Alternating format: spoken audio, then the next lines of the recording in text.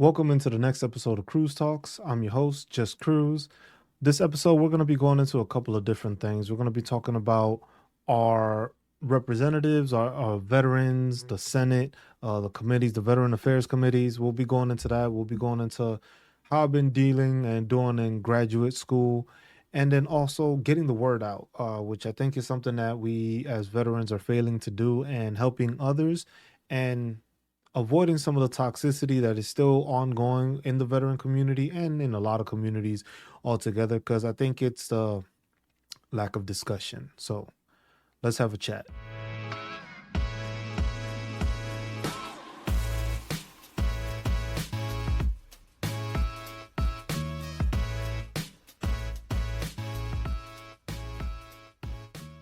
So the first things happening are, hey, I'm in graduate school, trying to get my master's degree in public administration.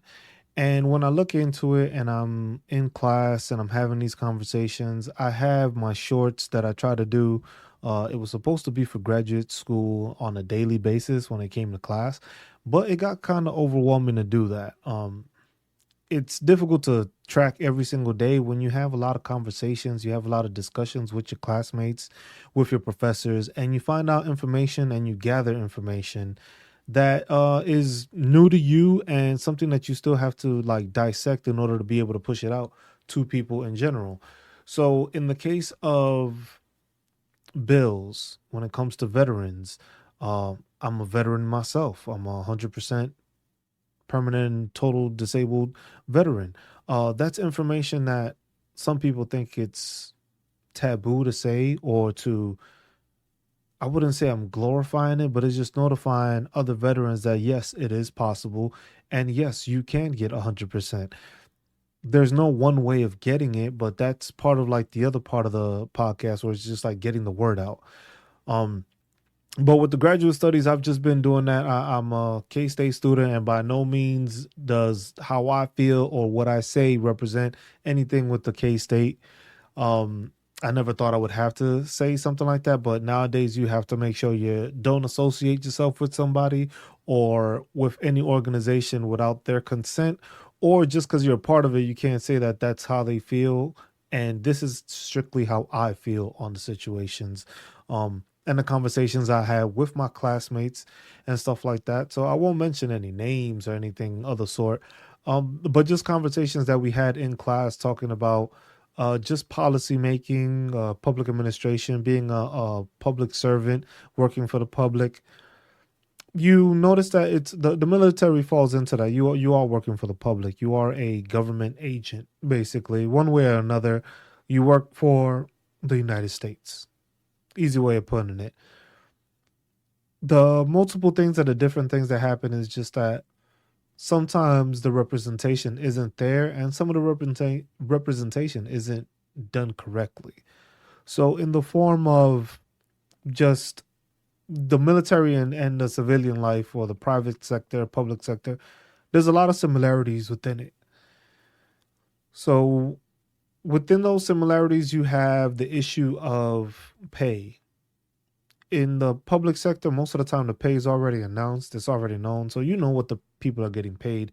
And we had a discussion on how that can be effective, how that's not effective. And with the military, I think it's effective, but it doesn't get taken care of in the right way. Due to the fact that, hey, you're in the military, you have soldiers, or you are a supervisor to somebody, you already know what they're getting paid. Now, the thing is I don't know if that's one of the reasons why the military sometimes fails to do or give financial classes. Yeah, they have financial resources, but they don't go out of their way to do finance classes. You'll have sharp classes, you'll have EO classes, you'll have your cyber awareness to make sure your computer access is still available. But they don't teach you the stuff that when it comes to finances and making sure that these kids or adults know how to handle their finances.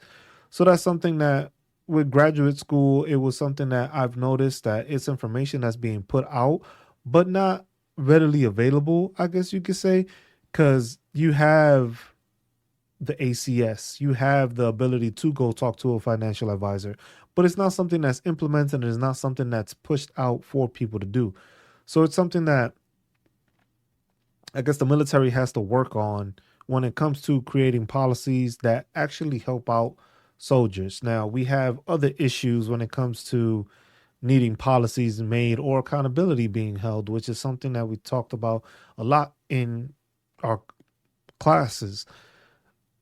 Just holding like senators and representatives accountable. Like, are they doing their job? Are they productive? Are they trying to push out bills and actually do stuff that enhances the state's population? And sometimes it's even dealing with the veteran committees, which the House has one, the Senate has one, and just dealing with them. Are they doing and producing bills that are efficient and actually helping the quality of life of veterans? So that's one thing leading to that, because with the graduate studies, you notice there's a lot of information, there's a lot of things going on, and a lot of that stuff is not paid attention to. So policies are not paid attention to till it actually affects somebody. And that's something that I think falls into the veteran community, where a lot of the veterans don't pay attention to it. Like, a lot of them are more, hey, I got to get 100% because it comes with these benefits. And that's something that we got to get into also, like with state benefits and all that stuff. Some states have a good amount of benefits for service members or veterans. And then there's some states that I don't know what the hell they're doing. Um, there's barely anything for them. You might get like one or two things, and then there's states like Texas that gives you a whole plethora of different advantages of being a veteran and deciding to reside in the state of Texas. But those are things that aren't mentioned, and the veteran community doesn't do a good job of doing it. I've noticed a lot with the veteran community. It's we gain information, and sometimes we just keep it to ourselves. We don't pass it out. We don't get the word out, which is the main emphasis on this, is like, get the word out, give the knowledge, let people know what you know, understand that not everybody has the same knowledge, nobody was taught the same way, and some people learn in different ways. But then the thing is all this information is available to all veterans. So how I did my last episode of On the Road to 100% Permanent and Total, people didn't realize that a lot of that information is out there. There's guides, there's a code of regulations which writes out and states out all the information you need, showing you what certain claims can be, what joints, what diseases, what preconditions that are there, and it's knowledgeable and readily available knowledge and information that's out there. But the thing is a lot of people don't understand it, and a lot of people don't know how to look, or don't want to look, or feel like they should be told where to look. And I think that's a big problem that's going on with the veteran community right now, because a lot of this stuff is being pushed. A lot of information is being pushed out, but a lot of information is not being held or obtained by the people that need it. There's a couple of YouTube channels that I see that there's this one guy that all he does is just make sure that any kind of bill or anything that's being out there, that's what he's reporting on, basically. And he has like videos, I believe, like almost daily of just whatever bills or something like that. But the thing is when you notice it, the bills that are coming out, it's far and in between when he actually starts talking about something that helps the quality of life for veterans. A lot of the bills, I looked into it. There's been, I believe, so far 53 bills. I'll make sure to double check. I looked into it because we're in the 118th Congress, and there's bills that have been passed, and a lot of those bills are just renaming of facilities.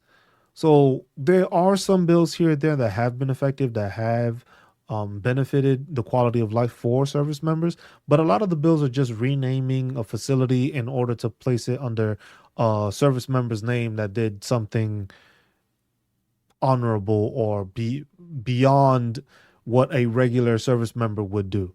And it's great to have those bills. It's great to recognize them. But the thing is this is time that's being wasted on renaming a facility instead of figuring out how to fix the VA, or what the drawbacks are of the VA system, the VA technology, or mental health issues, or having the lack of facilities, or having a lack of personnel to actually take care of all these veterans. The Senate and the House of Representatives, they have a lot of work to do. They deal with all this other stuff. They have to deal with a possible government shutdown, which to this day, I'm still trying to figure out why these people are at such a point where they would rather fight and scare the public into possibly thinking that there might be a government shutdown. Remember, there's a lot of service members that deal with that. Service members don't get paid the most. They deal with paychecks the same as everybody else. And if inflation is going up and the paychecks ain't going up, then that means a lot of these soldiers living like paycheck to paycheck.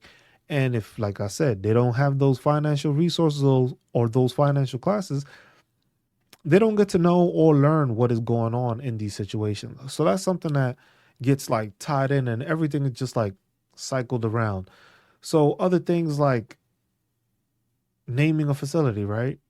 But then you have news reports of the VA employees leaving because of being overworked or not having the adequate resources or not being compensated or they feel not being compensated in the right amount for all the work they're doing. Now, keep in mind the PACT Act did come into effect this past year of 2022 in August. That was for a lot of veterans that have been dealing and deployed into areas where they were burning shit, they were burning all sorts of stuff. And it's crazy to think that it took this long for the military to actually think about that. And it was just like, yeah, we had these people exposed to all these toxic fumes, some of them to radiation, depending on where they served. Some people dealt with a bunch of stuff like Agent Orange from the Vietnam era, and they never got seen for those things. This was something that took 30 odd some years after a war or more for them to start realizing that, hey, some of these veterans are dealing with issues that were caused because of wartime. So now with that PACT Act, what they did was, hey, these are conditions that we know people may be dealing with or have incurred because of serving at these wars or during these locations, which I myself am a part of that. Um, and that's something that people don't understand. But the word didn't get pushed out as much. The one thing that they tried to do is they tried to make it like a money incentive. It was like, hey, if you file now before the deadline, you'll get back paid from the beginning of August or from when you filed. But the thing is that the fact that they don't add to it is that you'll get back paid from when you filed your disability. So the thing is if you didn't file that far back, you're not going to get back paid till August of last year if you just recently got out like 3 years prior to this now deadline. So they made it seem like, hey, you can get back paid, but that wasn't really explained. So it was like a monetary push to try to get more people to sign up. Now, you did have a lot of people sign up for that. The question is how beneficial was that? Because a lot of those claims that those people put in, if you see the reports, it's saying that they've been declined or denied, or they're not service connected, or they couldn't find proof. But the actuality is that when you have reports of VA employees leaving, which are those people that check those claims, it's that those in-depth reviews are not being done correctly and not being looked into. So that's where like a public administration degree comes into thought because it's like, hey, maybe with time, continue doing stuff, work in the public sector as a public official, and try to see if, hey, maybe I can get to a point where I could start thinking about creating policies or having other veterans and actually sitting down with veterans and talking to them about, hey, what can we do to fix things? Because the thing is yes, it's great that you can file now for things that you incurred while in service.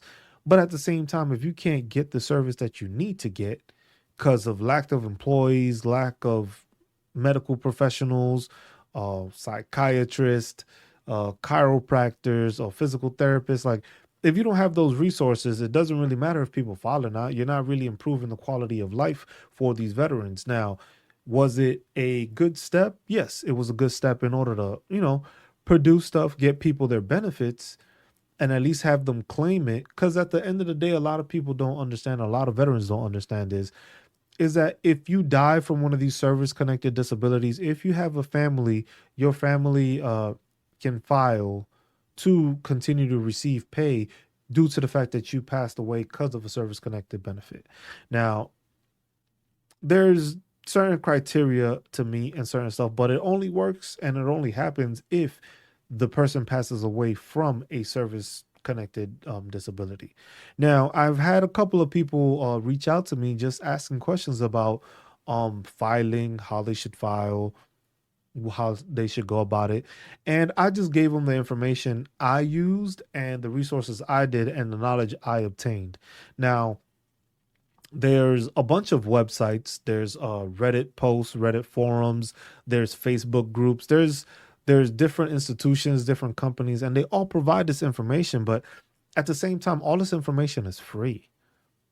All this information is out there. So sometimes it confuses me because it's like getting the word out is difficult, but some people don't take advantage of that because it's like you're asking people to pay to gain knowledge that they are able to get. Now, all this knowledge is not easy to find because, yes, if you have somebody that's been dealing with claims, they know the ins and outs and stuff, which is very beneficial to learn, but it's information that's already there. Just if the veteran actually takes the time to research, look into what they have to do, or even check out those forums and those pages or those groups, you can obtain a whole bunch of information on your own without having to pay for it. So that's always something that I've always wondered about because it's like getting the word out is just letting people know what's going on, getting them the information so that they know. And especially for people that are still on active duty. So active duty, this is for you. Make sure you're notating your stuff. Make sure you use the BDD program, the Benefits Delivery at Discharge program when you're getting out the military. Why? Because it saves you a whole bunch of time. It saves you a lot of resources. When you're getting out, you get your claims processed. And by the time you're out, your process is already claimed. And you may get your ratings within a week or two of you actually ETSing out the military. Now, if you don't want to do that and you want to spend possibly years, months trying to figure stuff out, by all means, that's on you.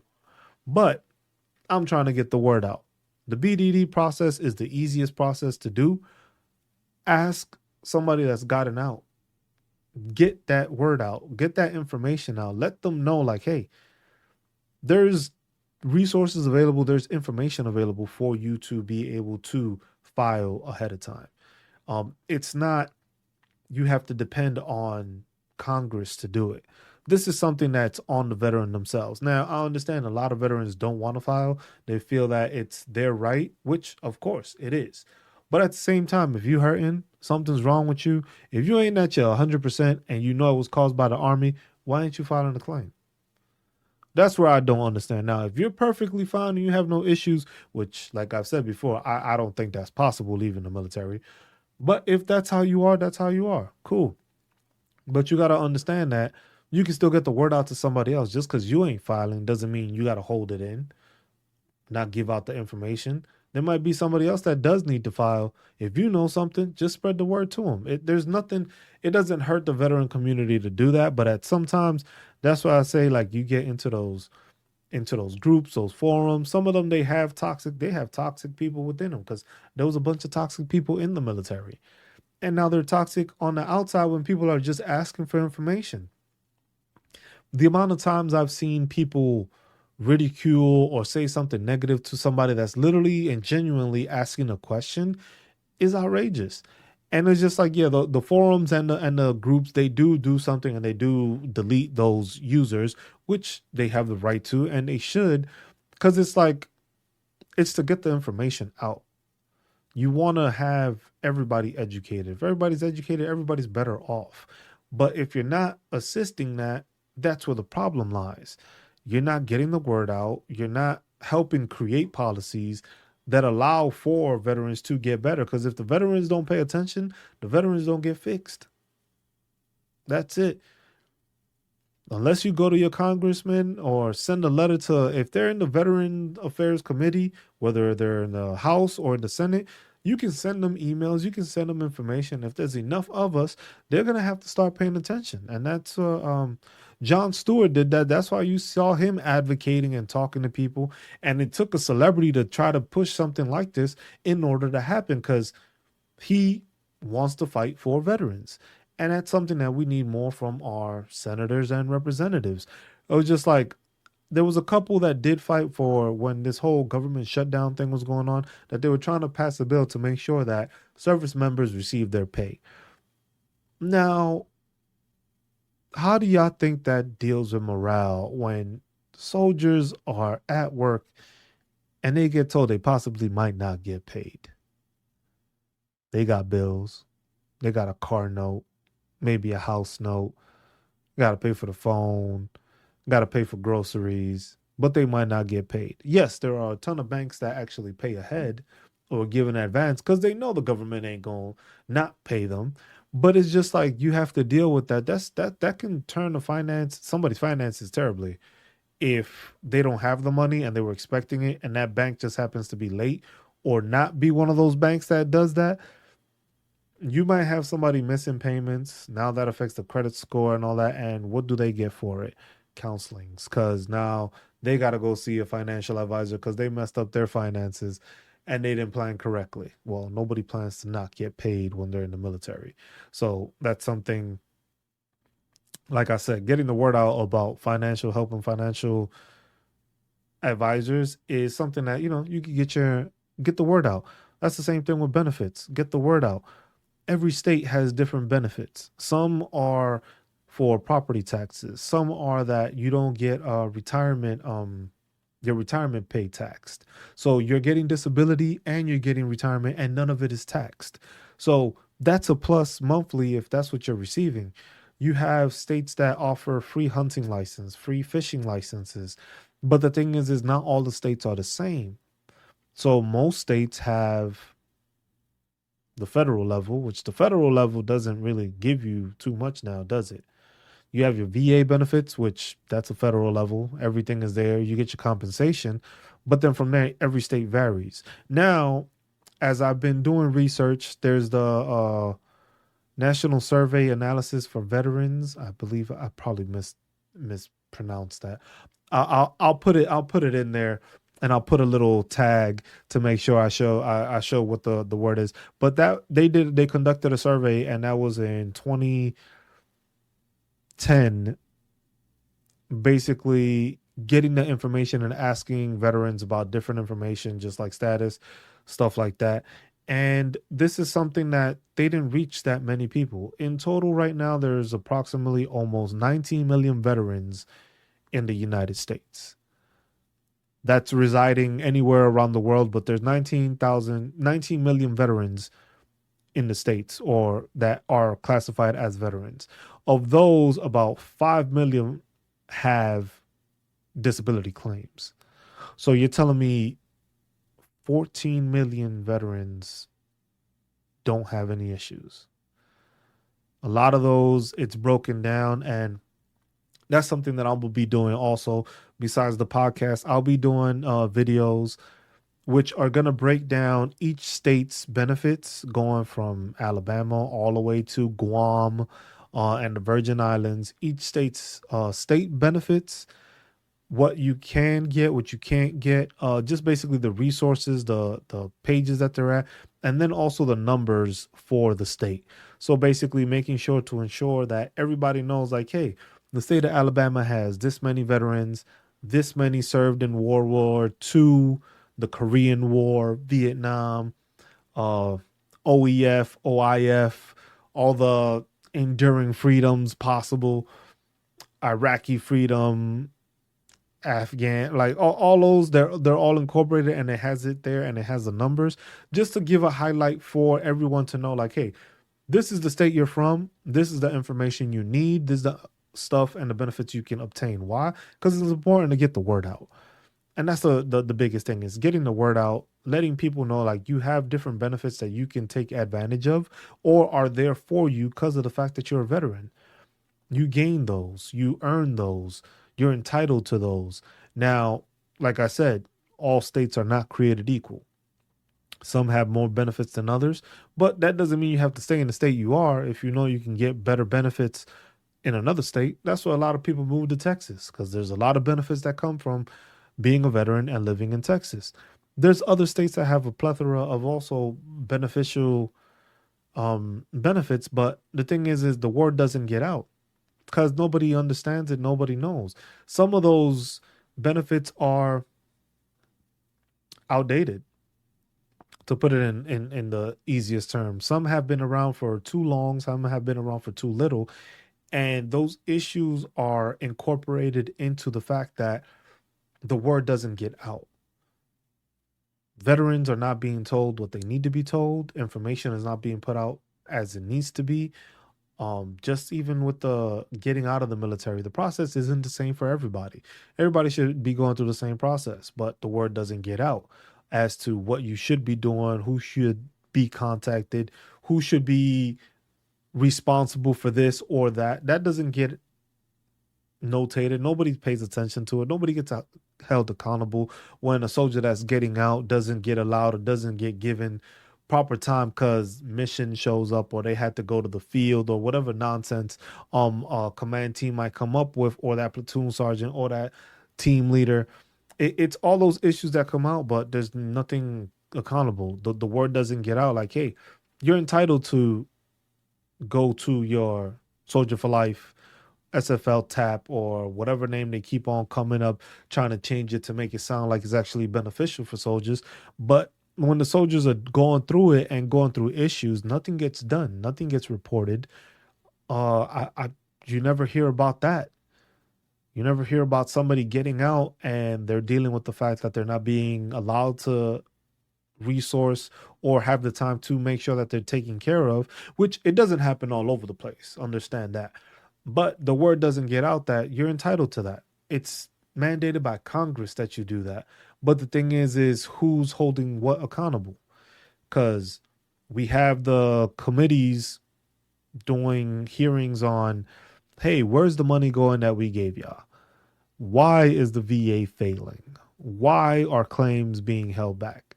Why what was it, the bill that just passed about the firearms? Because before it was being sent out to a registry basically for the Second Amendment. Now, if you had any mental health issues or something like that, you could basically not be able to buy, purchase, own, or hold onto a firearm because of that.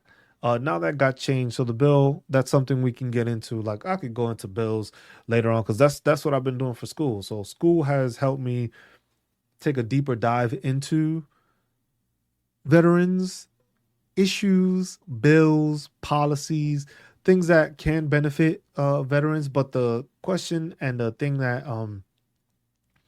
I've asked, and that's something that I want to make a question for, and I want to hand out a survey to all of you veterans, um, is why are we not using our benefits? Just a questionnaire. Most of it is that's the main question I want to get answered. Um, because that national survey for and analytics for veterans that has mentions of certain things, but I want to know why. Does it benefit us to have Congress or our Veterans Affairs committees actually create these bills?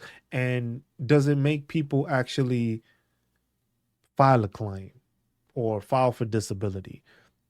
There's tons of bills that get passed. Like I said, a bunch of them are name changes, but these changes like the PACT Act, when that came out, did that influence people to push out a claim? Or was it just like, hey, I'm already disabled. I already got claims. I need to file this to try to increase it because I'm already have a claim. So that's one thing I'm waiting on the numbers that I'm still waiting for them to put that together to see is where do we get from making more beneficial